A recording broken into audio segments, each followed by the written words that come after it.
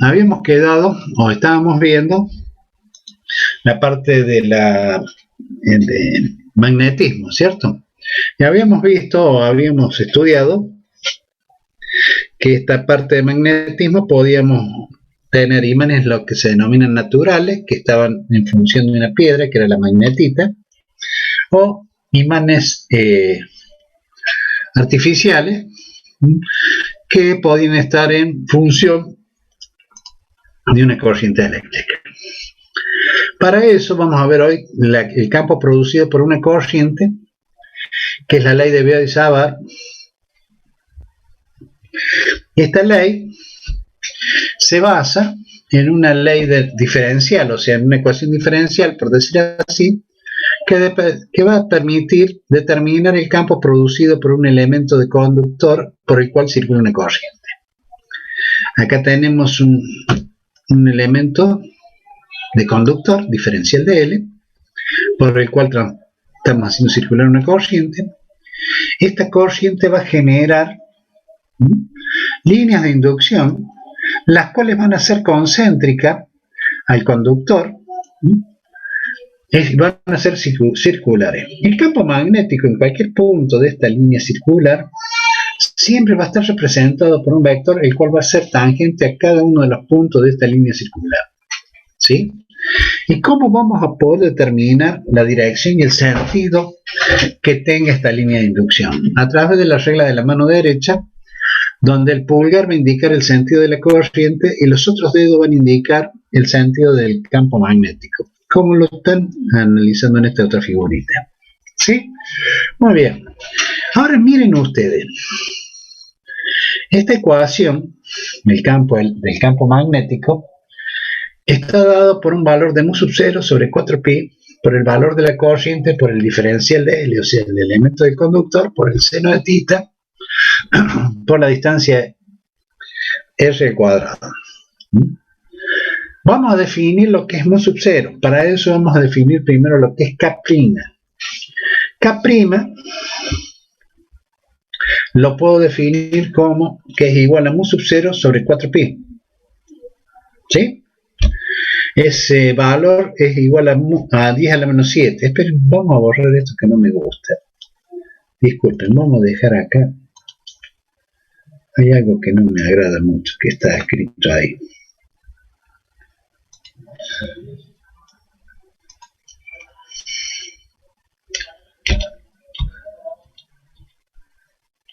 Ahora sí. Muy bien.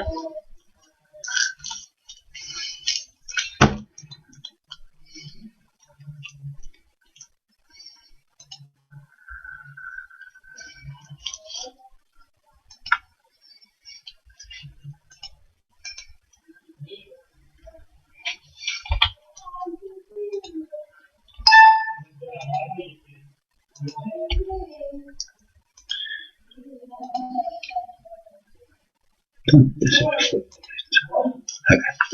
Muy bien. Ahí está.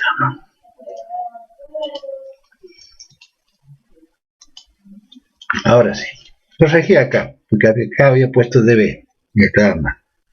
K' es igual al valor de mu sub 0 sobre 4pi. Este valor de K' es igual a 10 a la menos 7 y sus unidades son Tesla, metro sobre ampere. De acá yo puedo despejar el valor de mu sub 0 y decir que es igual a 4pi por K', donde 4pi es 12,57, K' 10 a la menos 7, o sea que mu sub 0 me queda que es igual a 12,57 por 10 a la menos 7, el valor de Tesla, metro y ampere, que son las unidades de el valor de esta nueva esta nueva magnitud de mu sub 0, que es la permitividad en el vacío del magnetismo. ¿Estamos? Muy bien. Una vez que hemos dicho esto, quiero que analicemos esta otra ecuación, esta que estoy marcando con el mouse. Bueno, ya conocemos el valor de mu sub 0, sabemos que es una constante, 4pi es otra constante. La corriente vamos a suponer que es constante, la que circula por el conductor. TL vamos a suponer que es un conductor largo y rectilíneo. mu sub r va a ser un vector que va a apuntar en la dirección donde queremos calcular el campo por el valor de r cuadrado. Esa es la forma vectorial del campo magnético estudiado por Biot y Savart. Ahora, si lo miramos en esta otra ecuación, ¿qué observamos?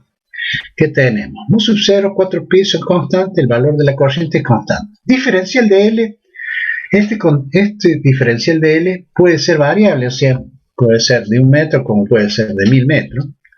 Tita va a ir cambiando a medida que vayamos haciendo el análisis para un punto determinado, y R cuadrado va a ser la distancia al punto que queremos analizar.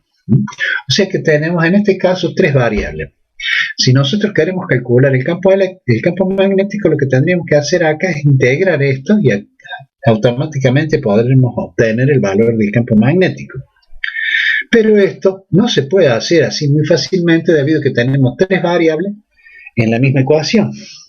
Lo que haría que esta integral sería muy difícil de resolver, y para eso, para cada una de las situaciones que llegasen a presentarse, vamos a analizarlo de alguna forma más fácil y elemental. Por eso, para eso, vamos a ver la aplicación de la ley de Biot y Savart para un campo magnético alrededor de un conductor largo y rectilíneo. Este es el conductor largo y rectilíneo, el cual tiene una corriente haciéndola circular. Este ángulo θ, θ1, es el ángulo al extremo del conductor izquierdo. El θ2 es el ángulo al extremo derecho del conductor.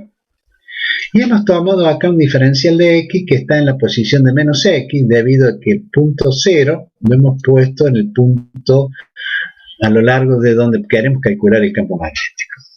La distancia A es la distancia del punto P, y la distancia del diferencial de x al punto P es el valor de R. ¿Sí? Entonces, para poder hacer este cálculo, vamos a partir de esta ecuación, la vamos a escribir en función de esta aplicación, y vemos que este campo magnético va a estar igual a mu sub 0 sobre 4pi por i por el diferencial de x seno de θ y r cuadrado. Para poderlo hacer más fácil y fácil de resolver, vamos a poner todo en función de una sola variable, y en este caso lo que yo voy a hacer, voy a poner en función del ángulo θ, y a través de las funciones trigonométricas conocidas vamos a tratar de resolver esto, partiendo de que el seno de θ, de este ángulo θ, va a ser igual al valor de ¿quién? Del cateto opuesto sobre la hipotenusa, de donde el valor R va a ser igual al valor de A seno de θ. Nosotros sabemos que la inversa del seno de θ es igual a la cosecante de θ. Por lo tanto, me queda A cosecante de θ. Por el otro lado, calculo la tangente de θ y relaciono el valor del lado A con el valor del lado menos X. ¿Por qué? Porque la tangente es el seno, o sea, el cateto opuesto sobre el adyacente. De donde yo despejo el valor de X, yo obtengo que esto es menos A sobre tangente de θ, que es igual a menos A cotangente de θ. Pero como yo quiero determinar el valor del diferencial de X, yo derivo ese valor de X y me va a quedar que la derivada de esto va a ser igual a A cosecante cuadrado de θ diferencial de θ. Muy bien, ya tengo el valor de R, el valor del diferencial de X y tengo el valor de θ. Por lo tanto, reemplazando en la ecuación, ahora me quedaría esto. Muy bien, reemplazo. Y acá se me iría esta A con el cuadrado de esta A, cosecante cuadrado de θ con cosecante cuadrado de θ, y me quedaría diferencial de θ seno de θ. Ordenando lo que ha quedado, me queda que esto es mu sub 0 por i sobre 4pi A, seno de θ diferencial de θ. Entonces,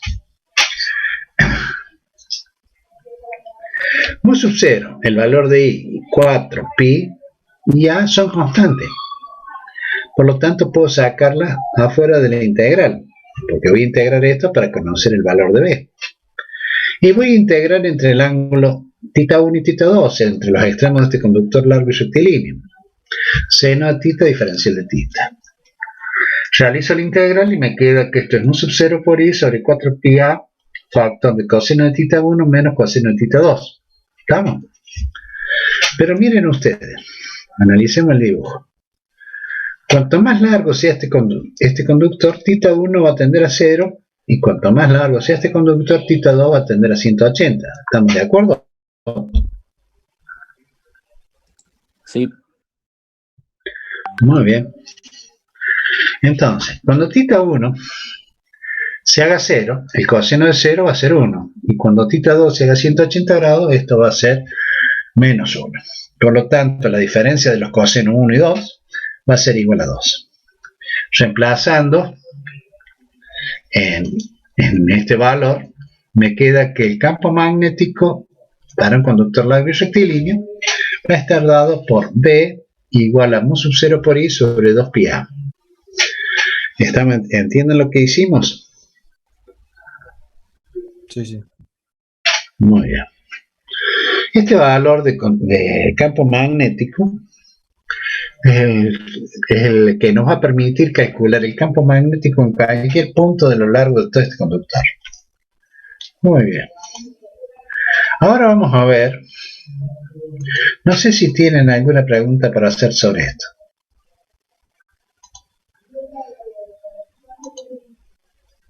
Profe, yo tengo una pregunta. Sí, señorita, escucho. O sea, usted recién dijo de que, digamos, nos va a depender del diferencial de L, del seno y del radio. O sea, esto Sí. que calculamos ahora, ¿es para este caso puntual? ¿O Claro, digamos, por eso te digo, o sea, para cada uno de los casos que podrían llegar a presentarse, yo voy a trabajar de alguna forma. En este caso, que es el más fácil, por eso se los presento, que es el de un conductor largo y rectilíneo, nos basamos en la ecuación esta, que es la que armamos a través de lo que tenemos presente. ¿Estamos de acuerdo? Entonces, lo que yo voy a buscar acá es calcular el valor de dx y el valor de r. Una vez que yo tenga esos dos valores y los quiero poner en función del ángulo θ, es lo que he hecho acá. He trabajado en función de eso para poder, en este caso, calcular el valor de r y en este otro caso, calcular el valor de x o el diferencial de x. Y en ambos casos lo he puesto en función del ángulo θ.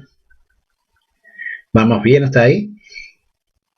Sí, profe, o sea, mi duda puntual era si vamos a ver este caso solamente o vamos a ver los otros también. No, yo presento este caso.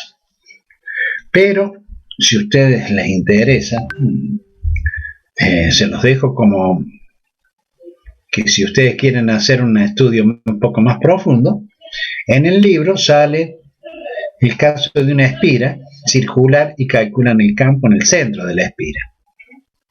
¿Me explico? A ver, yo te muestro para que vos te quedes tranquila.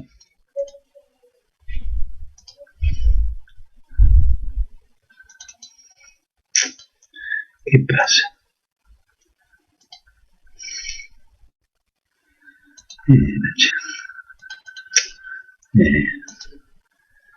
Hoy mi computadora no está bien.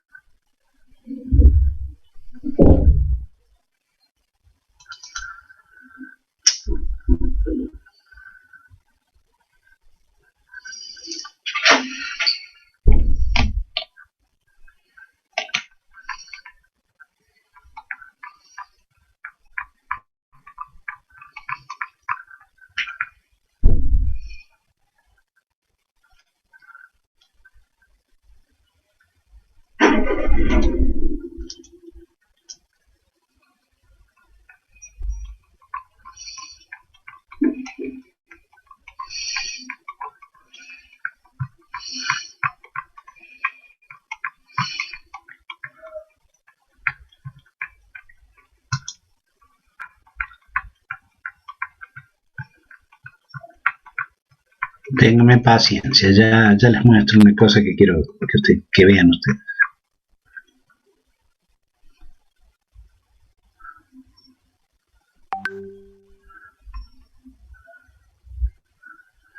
Muy bien.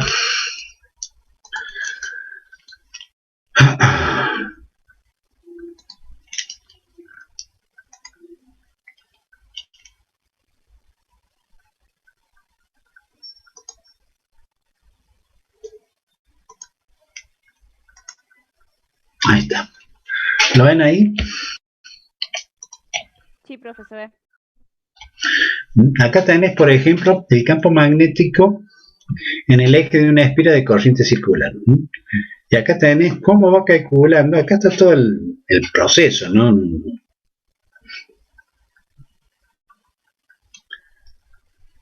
Y lo va a poner en función de los radios, creo que es acá, ya no me acuerdo bien.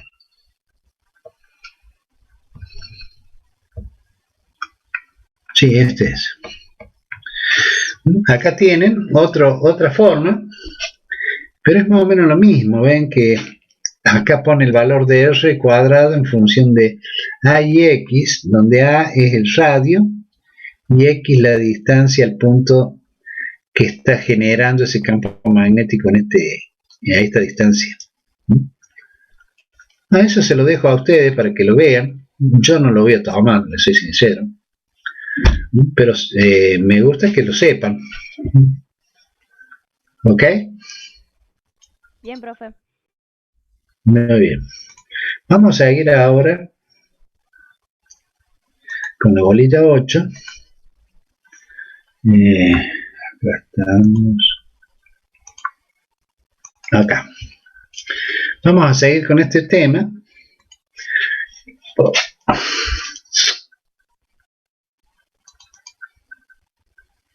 ¿Qué fuerza magnética entre dos conductores paralelos? ¿Sí? En este caso tenemos dos conductores. Los dos conductores son rectos y paralelos.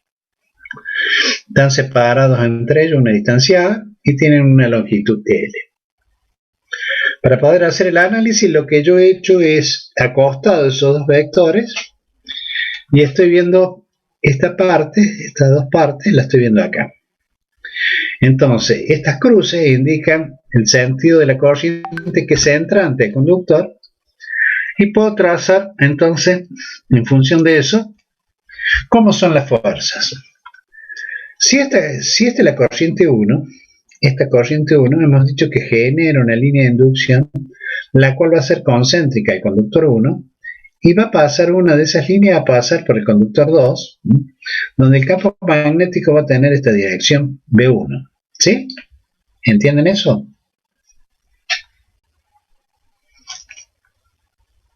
Sí, se entiende. Yo me perdí un poco, profe. ¿Cómo es? Muy bien. Vos tenés el conductor 1, ¿cierto? Que es este que está acá, el azul. El circulito más chiquito con la crucecita indica que este es el conductor 1 y la crucecita indica que es la corriente es entrante a este conductor. ¿Sí? Sí, sí. Vos sabés que esas corrientes generan líneas de inducción. ¿Sí? Sí. La corriente 1 genera líneas de inducción. Esa línea de inducción, una de ellas vamos a analizar, pasa por el conductor 2 y tiene esta dirección y este sentido en ese punto. ¿Por qué sé eso? Porque aplico la regla de la mano derecha donde el pulgar indica el sentido de la corriente, en este caso la corriente centrante 1, y los otros dedos indican el sentido en que gira la línea de inducción. ¿Lo ve? No sé quién habla, pero ¿lo ve? Sí, profe, soy Nair. Nair, bueno, ok. Hasta ahí vamos, Nair. Ahora analicemos el otro conductor. El otro conductor también la corriente entra. También genera líneas de inducción. Este pasa por el conductor 1. Y el campo magnético tiene este sentido en el conductor 1. ¿Sí? Sí. Muy bien. Ahora agarro la regla de la mano derecha, donde juego con 3 dedos. Recuerden ustedes que el dedo medio va a indicar el sentido del campo magnético. El dedo índice, en este caso, va a indicar la velocidad, pero vamos a decir que esta es la corriente. ¿Estamos de acuerdo? Y el pulgar va a indicar la fuerza. Si yo lo pongo sobre el conductor 1, el campo magnético B2 apunta hacia arriba. La corriente I1 es entrante, por lo tanto la fuerza está en la dirección que está dibujada. El pulgar indica esa dirección. ¿Sí? Sí. Ahora hagamos lo mismo, pero sobre el conductor 2. El conductor 2, la corriente entra, el campo magnético es hacia abajo, el pulgar indica este otro sentido. ¿Sí? Sí, sí. Entonces, ¿qué puedo determinar yo? Que corrientes que circulan en el mismo sentido y los conductores son paralelos, la fuerza que aparece en ellos es una fuerza de atracción. ¿Sí? ¿Cómo voy a calcular esa fuerza de atracción? Bueno, recién llegué a que el valor del campo magnético creado por un conductor estaba dado por nu sub 0 por el valor de I sobre 2πa. 2πr era, pero nosotros ahora decimos 2πa porque A es la distancia entre los conductores. ¿Estamos bien hasta ahí? Sí, profe. Muy bien. Por el otro lado, también hemos estudiado que la fuerza de un conductor, el cual transporta corriente y está sometido a la acción de un campo magnético, está dado por el valor de la corriente por la longitud de ese conductor por el campo magnético. ¿Sí?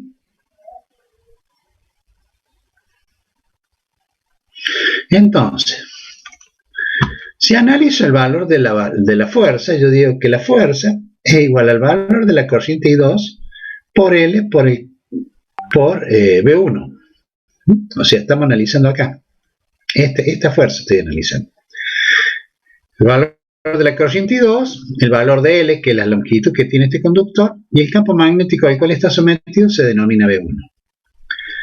B1 estaría dado por el valor de mu sub 0, por el valor de la corriente 1, sobre 2πa.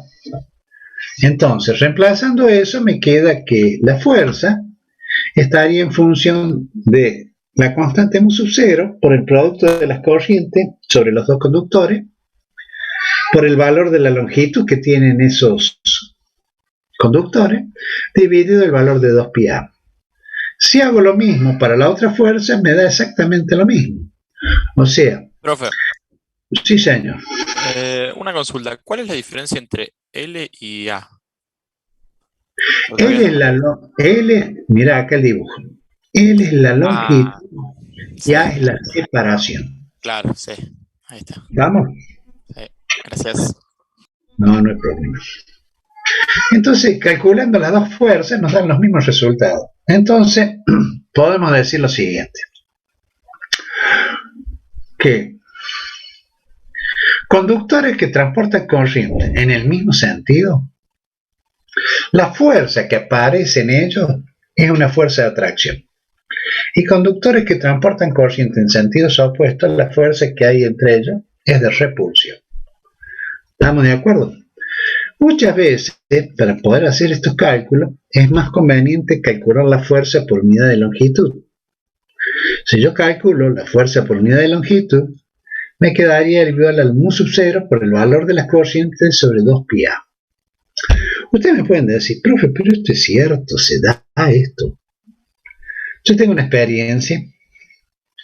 Yo durante 40 años trabajé en bancos de ensayo de motor.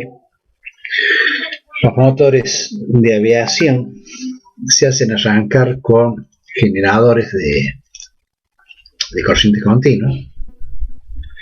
Esos generadores de corriente continua alimentan con 28 voltios y los arrancadores, para vencer el momento de inercia de un motor, consumen en 14-15 segundos una corriente de aproximadamente de 1200 amperes.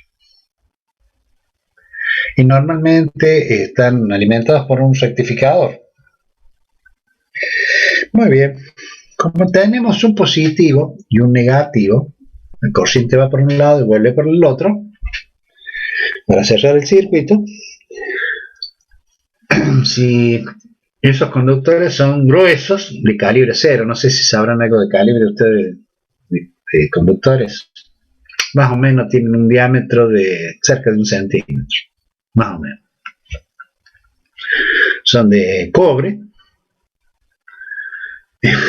y ahí hacemos transportar una corriente de 1200 amperes. Entonces normalmente hay que llevarlos desde el rectificador hasta el arrancador. Para eso normalmente los ponemos sobre bandejas, y esas bandejas normalmente tienen que tener laterales para que los cables no se caigan. ¿Estamos de acuerdo?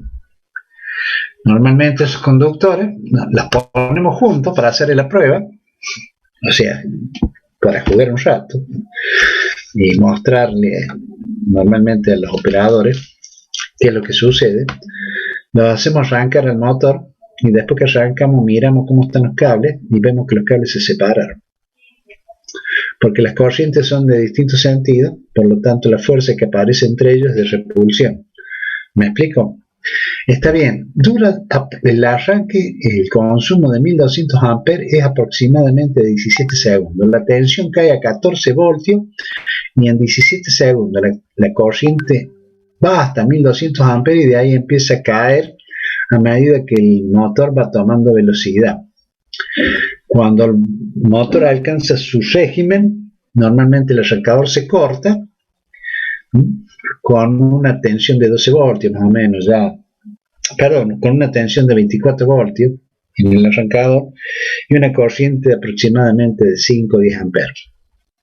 ¿Entendieron eso?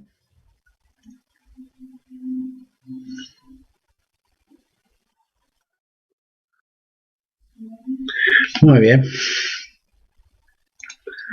Vamos a seguir. O sea que hemos visto la ley de Biot-Savart, que la ley esa me está diciendo que el campo magnético creado por un conductor largo y rectilíneo tiene un valor de mu sub 0 por el valor de la corriente que circula en él, dividido 2pi y dividido la distancia al punto donde yo quiero conocer el valor del campo magnético. Por el otro lado, hemos determinado la fuerza entre dos conductores. Si esos dos conductores transportan corriente en el mismo sentido, la fuerza es de tracción. Si los conductores transportan corriente en sentidos opuestos, la corriente es de repulsión. Muy bien. Vamos a seguir. Vamos a entrar a lo que se denomina la ley de Ampère. Esa ley de Ampère nos va a permitir también determinar algunas cosas. Si tenemos un conductor por el cual nos transporta corriente, que es el caso A, y alrededor de él ponemos brújulas, esas brújulas lo que van a hacer, van a medir o van a indicar el sentido del norte terrestre. Ahora bien, si sobre ese conductor hacemos circular una corriente, esa corriente hace que las brújulas dejen de indicar el sentido del norte terrestre y empiecen a ubicarse como si fueran distintos vectores a lo largo de una línea circular, que sería la línea que crearía el campo magnético de un conductor largo que transporta corriente, y las brújulas indicarían el sentido del campo magnético en él. ¿Estamos bien hasta ahí, chicos? Recuerden ustedes que el campo magnético a lo largo de una línea de inducción magnética, siempre el campo va a ser tangente en cada uno de los puntos de esa línea.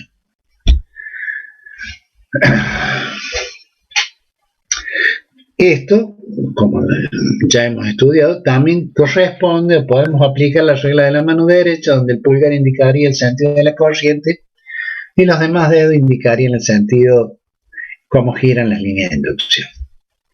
Ahora bien,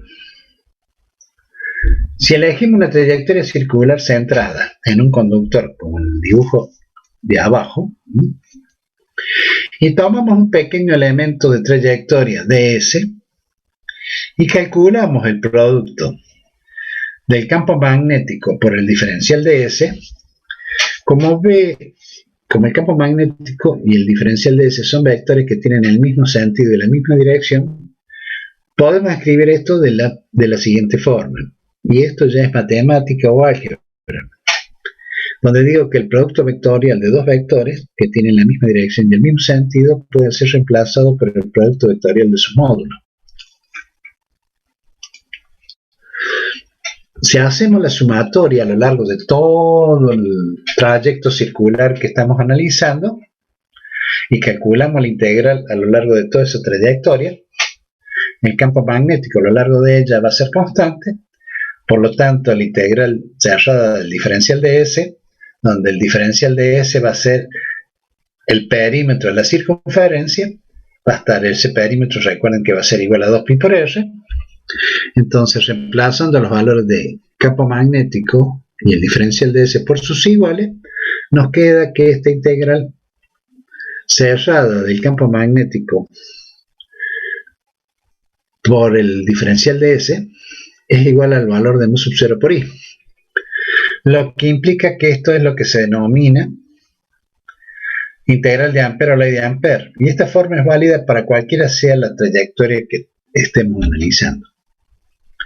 ¿Estamos de acuerdo? O sea que ahora ya sabemos lo que dice la ley de Ampère. Esa ley de Ampère nos va a servir ¿para qué? Para calcular ¿qué?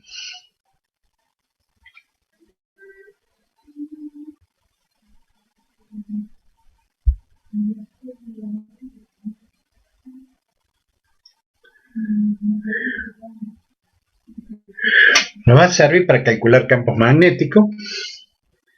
¿Estamos de acuerdo? Creados por corrientes. ¿Estamos bien, chicos? Claro, Profe, sí. con este no es el principio que funcionan los generadores, ¿puede ser? No. El principio de los generadores. Porque, o sea, yo recuerdo haber visto el año pasado, digamos, como que había algo que funcionaba por esto, pero no me acuerdo puntualmente qué era, por eso le pregunto. No, o sea, casi terminando este tema, vamos a hablar de generadores de corriente alterna. Creo que es acá, ya no me acuerdo, soy sincero, no me acuerdo. Pero vamos a terminar hablando de corriente alterna, pero vamos a definir lo que es una FEM magnética, vamos a decir así, y en función de eso vamos a trabajar. No me recorte, soy sincero, a ver, disculpen, ¿Nair habla? Sí, O profe. sea, Nair, no sé, tendría que ponerme a ver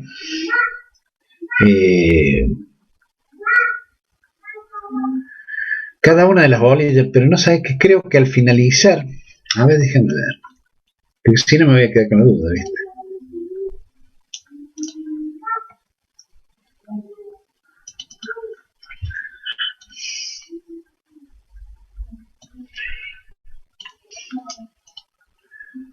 Sí. En la bolilla número 9, al finalizar vamos a ver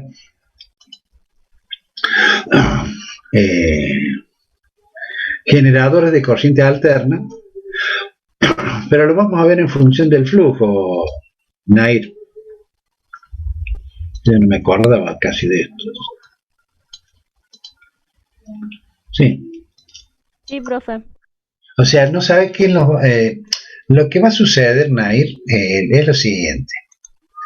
Que esta ley de Ampère nos va a permitir, ahora déjame que ya está. Esta ley de Ampère nos va a permitir calcular el campo magnético de un toroide y el campo magnético de un solenoide. Esas dos cosas van a ser fáciles de calcular conociendo la ley de Ampère. Ya vamos a ver que la ley de Ampère es una herramienta que nos va a permitir utilizarla y va a ser muy efectiva cuando los elementos tengan bastante ¿cómo se dice? Ay, no me va a salir ahora la palabra. Cuando su geometría sea simple, digamos, no me acuerdo, no me sale la palabra, pero ya la vamos a encontrar. Entonces eso nos va a permitir calcular mucho más rápido el campo magnético, por ejemplo, de un toroide, el campo magnético de un solenoide. Sigamos. Dice la integral de la línea de Ampère, la integral de línea del campo magnético a lo largo de cualquier trayectoria cerrada siempre va a ser igual al producto de mu sub 0 por I, donde I es la corriente total estable que pasa a través de cualquier superficie cerrada delimitada por la trayectoria. Y acá está. Está la palabra que yo recién no podía encontrar. Dice que la integral de Ampère facilita el cálculo de campo en configuraciones muy simétricas. Para explicar esto, o para que la ley de Ampère sea aplicada con éxito, deben cumplirse lo siguiente. Que la magnitud del campo magnético sea constante a lo largo de toda la trayectoria. Segundo, que el producto escalar sea igual al producto vectorial de esos vectores. Esto va a ser siempre válido o va a ser distinto de cero, por decir así, si el campo magnético es paralelo a la trayectoria. Si el campo magnético y la trayectoria son perpendiculares, el producto de esto va a ser igual a cero. Y por el otro lado, el campo, si es cero en toda la trayectoria, también va a ser cero la ley de Ampère. Muy bien. ¿Entendieron esto?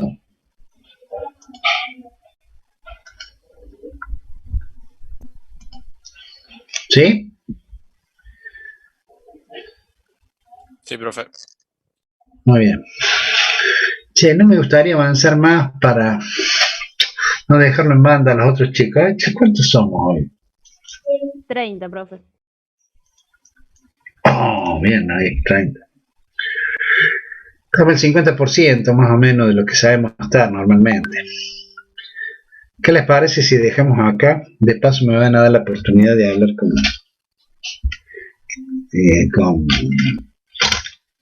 Pérez. ¿Cómo andan con el jefe de trabajo práctico?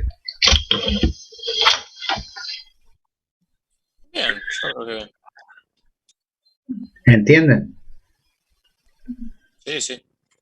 Muy bien. El profe se toma el tiempo de explicar casi todo el ejercicio. ¿Cómo?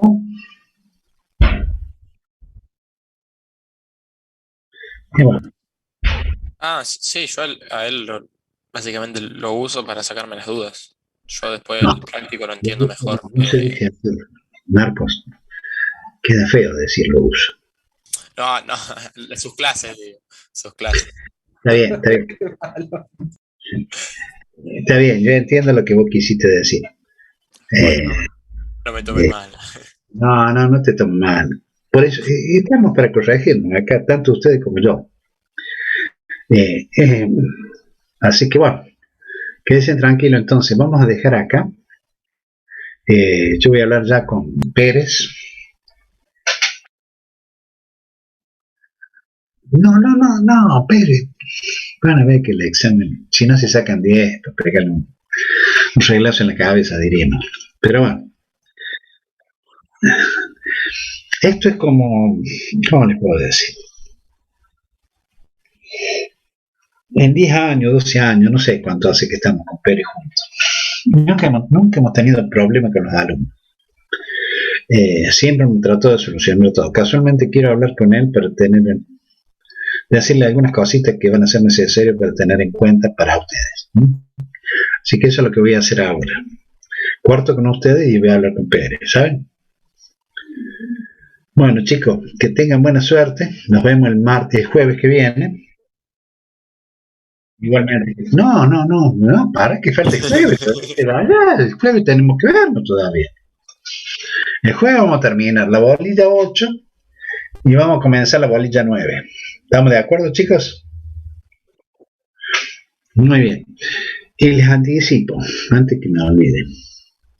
El jueves 20, tomen nota, el jueves 20 no voy a dar clase. Les voy a explicar por qué. Porque el jueves 20 tengo examen de física 2. Y lo hago en este horario. ¿Sí? Sí, profe. Muy bien. Que pasen buenas noches, chicos, y que tengan suerte en el examen. Hasta luego. Hasta luego. Chao, chao. Chao, profe.